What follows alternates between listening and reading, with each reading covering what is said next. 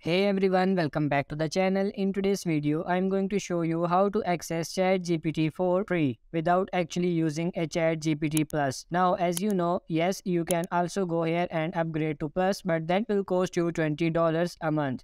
So for $20 a month, you will get ChatGPT 4. But how can you actually get ChatGPT 4 for absolutely free? If you go and type in Microsoft Bing ChatGPT 4 here, you will get this first website. Go on that website and you will land on this website right here.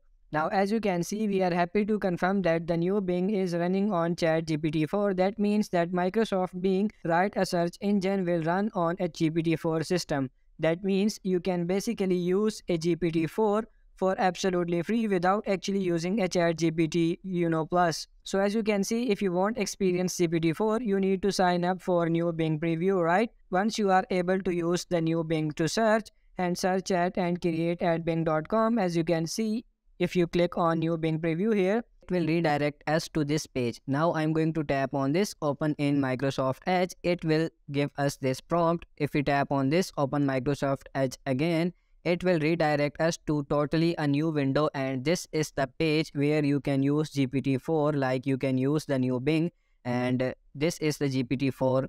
And now if I type here what is video editing, it will give me an answer. As you can see, video editing is the process of manipulating and rearranging video shots to create a new work. It is usually considered to be one part of the post-production process. If I ask another question, what are some popular video editing software? Now it will generating an answer and you will see this now, and you can see this Adobe Premiere Pro, Final Cut Pro, Cyberlink, Adobe Premiere Elements and iMovie. So you can use it like ChatGPT 3. It's the same, just a little bit different, but that's how you can use ChatGPT 4 for totally free. I hope this video was helpful. If it is, like this video and subscribe to the channel. Thank you.